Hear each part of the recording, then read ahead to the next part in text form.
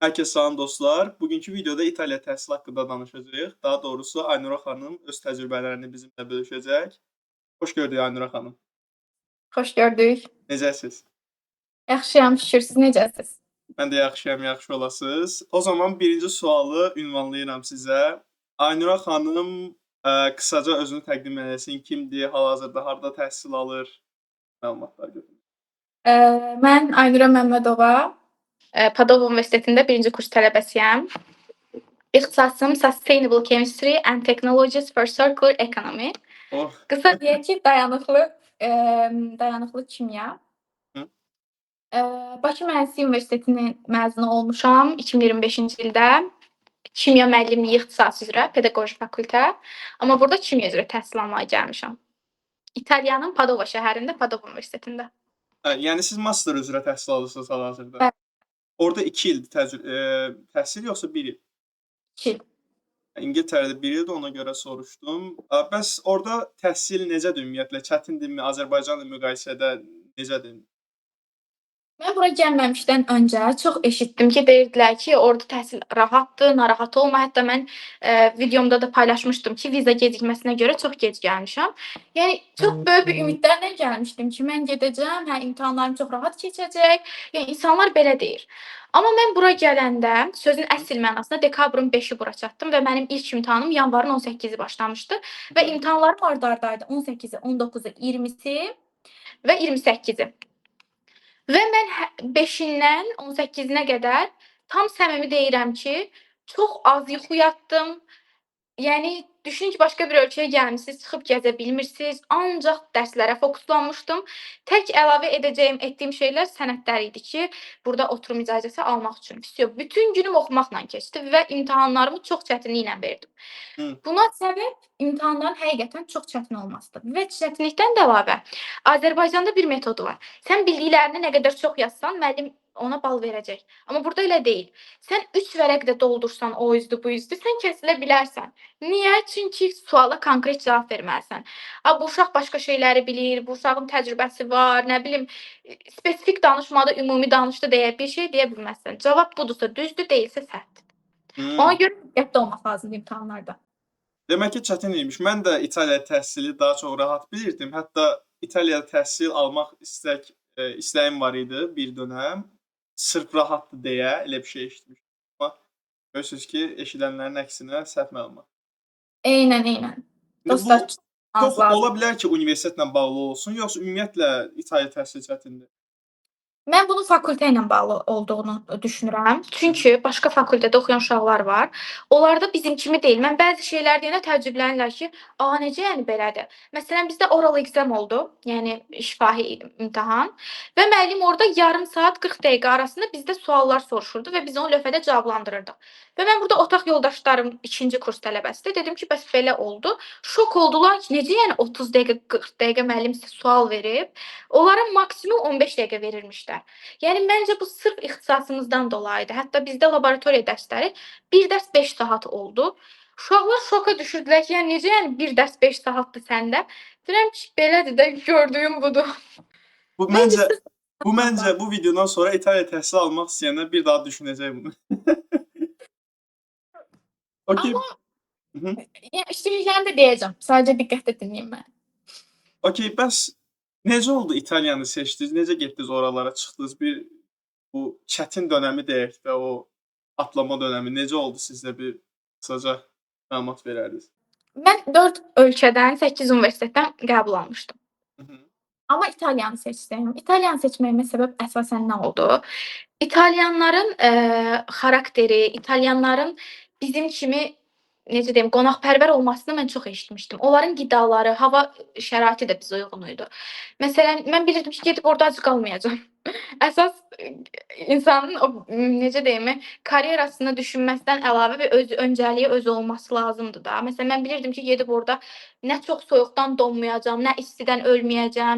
Yəni şərtləri həm mənə uyğun idi, həm də İtaliya təqaüd şansını çox international studentlərə verir. Yəni sadəcə burada çox insan tanıya bilərsən fərqli ölkədən. Mənim üçün daha yaxşı bir şans idi ki, bilirdim ki, təqaüd şansı var və bir çox ölkədən uşaqlar bunu dəyərləndirəcək və mən həqiqətən özümü hərtərəfli inkişaf elətdirəcəm. Sadəcə kimya yönündə yox. Yəni öz şəxsi keyfiyyətlərimi də yüksəldəcəyimi düşündüyüm üçün bura gəldim. Belə seçdim yəni İtaliyanı. Bəs İtaliyada hansı təqaüdlər var? Məsəl üçün bir nəfər İtaliya təhsili haqqında düşündü. Hansı təqaüdlərə müraciət edə bilər? Məşhurlarından və yaxud da ən çox şanslarında var. Nələr etmək lazımdır onları qazanmaq? Burda mayeçi təqaüdü var, regional təqaüd var, bir də mən bildiyim qədərilə sırf ixtisaslar üçün ayrılmış təqaüdlər var ki, məsələn, filan təqaüd sırf chemistry fakültəsi üçündür, filan təqaüd sırf psychology fakültəsi üçündür. Mayeçi əsasən GPA-yə, yəni ortalamaya görə əsaslanır. Daha çox excellent ortalama tələb eləyir, yüksək IELTS tələb eləyir. Regional təqaüd IZE hesablanması olur İtaliyada, hansı ki, uşaqlar buna daha çox üstünlük verirlər. Yəni ailə gəliri hesablanır, daha sonra illik gəlirlər hesablanır, bunun üçün sənədlər falan hazırlanır və IZE-yə əsasən verirlər bunu. Belə. Bəs İtaliyada təhsil ingiliscə tam rahat şəkildə oxuyub başa düşmək olarmı, yoxsa İtalyan dilini öyrənməyə ehtiyacı var? Və günlük yaşamdan, yəni o İtalyanlar ingiliscə nə dərəcədə bilirlər? Onun üçün ingilis dili kifayətdir. Çünki bütün təhsil ingilis dilindədir. Professorların hamısı ingiliscə bilir və burada bayaq qeyd etdiyim kimi, təqaüd şansı olduğu üçün international studentlər çoxdur. Yəni beynəlxalq tələbələr çox olduğu üçün və onlar da ingilis dilindən bildikləri üçün, ona görə ingilis dilində təhsil okey ingilis dilini bilərəkdən. Amma Hı. işləmək üçün mütləq şəkildə öz dillərini tələb edirlər. Mütləq ki, tam fluently danışmasaq da, axıcı danışmasaq da mütləq ki, müəyyən qədər başa düşməliyik, fikrimizi izah etməliyik. O şərtlər altında işləyə bilərik burda. İş şansı verirlər. Amma sadəcə ingilis dilindən mümkünsüz kimi bir şeydir. Bəlkə Okey, deməli beynəlxalq işləmək üçün müəyyən dərəcədə İtalyan dilini bilmək lazımdır. Bəs iş icazəsi necədir orada? Məsələn, siz getmisiniz ora, sizə işləməyə icazə verirlərmi və yaxud da bitirdikdən sonra orada iş icazələri necədir? Əmək haqqı necədir? İş icazəsi verirlər, bəli. International studentlərə verirlər iş icazəsi. Sadəcə yerli tələbələrinə deyil bu. Bu yaxınlarda mən bir seminara qatıldım. Orda şirkət gəlmişdi, hansı ki, İtaliyanın məşhur şirkətlərindən biri idi, kimya şirkəti idi və bizə nələr tələb olunur, nələr etsək o şirkətdə işləyə bilərik deyə məlumatlar verilmişdi. Yəni bu o deməkdir ki, okey, biz sizi öz şirkətimizdə gözləyirik. Nə qədər ki, xarici tələbələr olsaz da, yəni bu şərtlər altında CV-nizi belə hazırlasaz, özünüzü belə təqdim etsəz, biraz İtalyan dili bilsəz, ixtisasınızı yaxşı bilsəz, gəlib işləyə bilərsiniz. Yəni bunun üçün çox yaxşıdır ki, o şansı yaradırlar. Bəs İtaliya haqqında maraqlı bir fakt bizim bilmədiyimiz və yaxud da siz getdiniz İtaliyada bunu gördünüz, Azərbaycanda yox idi, sizi belə təəccübləndirdi? İlk öncə bunu deyim ki, Avropa ölkələri həqiqətən soyuqqanlı ölkələrdir, Asiya ölkələrinə nisbətən. Amma İtalyanlar careless, vecsiz olmalarını çox bəyənirəm mən. Heç kimi yarğılamır. Yəni düşünün ki, dayanacaqdasan, biri götürdü vermişli spagettini, çəngəllədi, yedi. Heç kim də baxmır ki, dayanacaqdasan da evinə getsən, sonra yeyərsən. Sonra nə bilim, birisi məsələn keçən dəfə universitetdə pilləkənin yanında uşaq oturub dərs oxuyur. Məsələn, Azərbaycanda bu olsa nə deyərlər? Deyərlər ki, özün göstərir. Hə, dərs oxumağa başqa yer yoxmudur? Adi avtobusda kitab oxuyanlara nə qədər söz deyirlər ki, hə də özün göstərdi ki, bu yəni çox oxuyur, avtobusda da oxuyur. Amma burada heç kimi yargılamır. Yəni adam oturub pilləkəndə insanları rahatsız etməyəcək bir şəkildə dərsini oxuyur. Bu şəkildə insanların bir-birini yargılamamasını çox bəyənirəm. İtalyanları da sevirəm bu açıdan. Çünki kömək etməyə həqiqətən həvəslidirlər. Məsələn, birindən nəsə soruşanda soruşmadığın insanlar da sənə cavab verir, kömək eləmək istəyir. Yəni sən burada özünü çox yad hiss eləmirsən. Mən çox eşitmişəm xarici tələbələr, başqa ölkələrdə təhsil alanlardan ki, çox ayrı-seçkilik var. Düşünün ki, öz yerli tələbələrini başqa otaqda salıb imtahanı keçirirlər. İlkçilik kimi də biraz. Çox var. Yəni İtaliyanı seçməyimin də əsas səbəblərindən biri bu idi ki, irqçilik yoxdur orada. Çünki xarici tələbələr çoxdur. Yəni bunu çox bəyənirəm. Bir də gülməli bir şey deyəcəm sizə nəyi bəyəndiyimi. Burada çox qəşəng. Məsələn, Azərbaycanda biz geyimlərimiz nə tərzdədir əsasən? Bej rənglər, qara rənglər, ağ rənglər, yəni O rəngli geyinmirik. Yaşlı insanlar belə çox şirin rəngli şeylər geyinirlər. Keçən dəfə 50-60 yaşlı bir dayının ayağında corab geymişdi. Sarı corab, yaşıl corab üstündə sarı süngər bob şəkillər var. Çox şirin görünürdü. Yəni heç kimə vecinə almaz ki, "A, mən gülərlər mənə, mən belə geyməyim." Hər kəs rahatdır. Bəs, universitetlər deyəndə məsəl üçün daha çox biz xaricə təhsil üçün gedəndə top universitetlərdə, daha yaxşı universitetlərdə oxumaq üçün gedirik. İndi İtaliyada siz Padovanı qeyd elədiniz. Başqa hansı universitetlər var ki, gənclər orada gəlib təhsil ala bilərlər? Məsələn, top 3 qeyd eləyə bilərsinizmi? Mən, İtaliyada 3 universitetdən qəbul almışdım.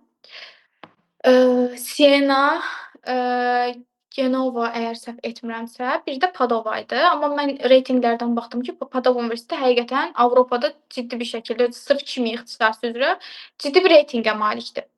Amma, digər universitetlərdən də Siena Universitetini bilirəm dediyim kimi. Sonra Milanda universitet var. Bilmirəm Milan universitetidir yoxsa Milandamı yerləşir? Dəqiq adlarını bilə bilmərəm, amma hansı şəhərlərdə olduğunu bilirəm ki, uşaqlar gəlib dəyərləndirə bilərlər. Sadəcə Padovada yox. Yəni universitet seçəndə ixtisasa görə. Hə, hə. Mütləq şəkildə hansı ixtisas, hansı universitetdə daha, yaxşıdır, ona görə seçin. Yəni sırf bu universitet reytinqi yüksəkdir, bəlkə sənin ixtisasına görə yüksək deyil. İtaliyada, yəni yaşamaq azərbaycanlı üçün maraqlı olar dediniz. Əgər yaxşı bir iş imkanım olsa, İtaliya və ya digər Avropa ölkələri, Almaniya ola bilər, İsveçrə ola bilər, Fransa bəlkə bilmirəm. Yəni əgər yaxşı bir iş imkanım olsa, dəyərləndirə bilərəm. Bəs burdan, məsəl üçün gənclərimizə sizin indi biraz başınıza bir çox şey gəlib də, o alınmamazlıqlar deyək, o uğursuzluqlar deyək. Bu, müraciət etmək istəyən gənclərimizə nə tövsiyə eləyərdiniz? Mən gənclərə bu tövsiyəni eləyirəm ki, vaz keçməyin. Çətinliklər olacaq. Çətinliksiz yol yoxdur. Azı çoxu var, amma vaz keçməyin. Elə bir yol olacaq ki, həqiqətən peşman olacaqsınız ki, mən neynirəm burda? Nəyimə lazımdır? Oturmuşam da ana vətənimdə, anamın, atamın qoynunda. Bunu deyəcəksiniz, əmin olun. Amma həqiqətən bir şey istəyirsinizsə vaz keçməyin. Çünki sonunda dəyir. Yəni İnsanın həyatı müəyyən bir müddətdən sonra dəyişməlidir. Hər zaman insan komfort zonasından çıxmalıdır. Bəli, Azərbaycanda olsaydım bəlkə daha rahat olacaqdı mənə. Burada yeni insanlar tanımaq, yeniliyə öyrəşmək, yəni yalnızlıq duyğusu deyilən bir şey var da, yəni çantanı alıb gəlmisən başqa bir ölkəyə, hər şeyini yerdə buraxmısan. Yəni düz amma mən komfort zonamdan çıxmağı seçdim. Siz də bunu edə bilərsiniz, vaz keçməyin, yolun çətinliyi sizi qorxutmasın. Sadəcə ola bilər deyin. Yəni yoldur, çətin də olar, asan da olar, tikanı da olar, gülü çiçəyi də olar. Deyin, vaz keçməyin. İstədiyinizi arxasınca axıra qədər gedin. Bunu tövsiyə görürəm sizə. Düzdür, mən də Aynur xanımın fikirlərinə tam razıyam. Hətta bu yalnızlıq haqqında bir videom var. İndi burada kartları bir yerə yerləşdirərəm ki, gənclərimizin bir çoxu əslində çox potensiallıdır. Həm, zehni cəhətdən, yəni həqiqətən bura gəlib elə tələbələr görürəm ki, yəni burada necə təhsil alırsan da bu beyinlə. Bizim tələbələrə baxanda həqiqətən qürur duyuram ki, çox yaxşı potensiallı gənclərimiz var. Amma ki, o komfort zonadan çıxmaq, biraz mentalitetdən mi irəli gəlir, yoxsa necə? Bizdə biraz gənclərimiz qorxurlar da o tək yaşamaqdan, ailədən uzaqlaşmaqdan və yaxud da ailə bəzən icazə vermir bunu. Siz nə yaxşı xoşbəxt xanımsınız ki, ailəniz, yəni bu kimi problemləriniz olmayıb. Çünki bizdə bir çox ailələr, bir çox deməyim, get-gedə azalır bu yaxşı mənada, ki, gənclər, daha doğrusu ailələr, yəni xanımlara da icazə verirlər ki, gedirlər xaricdə təhsil almaq üçün. Bu çox yaxşı bir göstəricidir mənə görə. Amma ki, dediyim kimi, yəni komfort zonadan çıxmaq, o çətinlikləri görmək, həqiqətən mən gəlib burada keçirdiyim 5 ayım mənim Azərbaycanda keçirdiyim 4 ilin təcrübəsinə bərabərdir. Yəni Azərbaycanda 4 ildə öyrəndiyimi mən burada 5 ayda öyrənmişəm. Çünki tək qalanda daha tez öyrənirsən və çətinlik qarşına çıxanda başqa eləyə biləcəyin bir şey yoxdur. O dəqiqə sən çözüm axtarırsan ki, mən neyniyim ki, bu vəziyyətdən çıxım və bunları eləyə-eləyə bir dönəm sonra görürsən ki, çətinlik yəni sadəcə bir işin parçasıdır da, sən bunu eləməlisən. Hətta zövq alırsan çətinlik qabağına çıxanda ki, bu problemi həll eləyim, sonra növbəti gəlir, onu həll eləyim. Azərbaycanda olanda və yaxud da öz ölkəndə komfort zonanda olanda bunu eləmək biraz daha çətindir. Aynura xanıma suallarımızı cavablandırdığı üçün təşəkkür edirik. Əlavə nə sualınız və yaxud da əlavə bir şərhiniz, İtaliya təhsili haqqında hər hansı bir sualınız olarsa, burada Aynura xanımın sosial şəbəkələrini qeyd eləyirəm. Oradan daxil olaraq birbaşa suallarınızı ünvanlaya bilərsiniz. Aynura xanım da cavablamağa hazırdır. Təşəkkür edirik bir daha Aynura xanıma videoda iştirak etdiyiniz üçün. Dəvətiniz üçün həqiqətən mən də təşəkkür edirəm. Çünki suallar çox idi. Belə bu şəkildə cavablandırmaq mənə də xoş oldu. Növbəti videolarda görüşərik və şərh qismində hansı ölkədə təhsil haqqında video istəyirsinizsə onları qeyd edə bilərsiniz.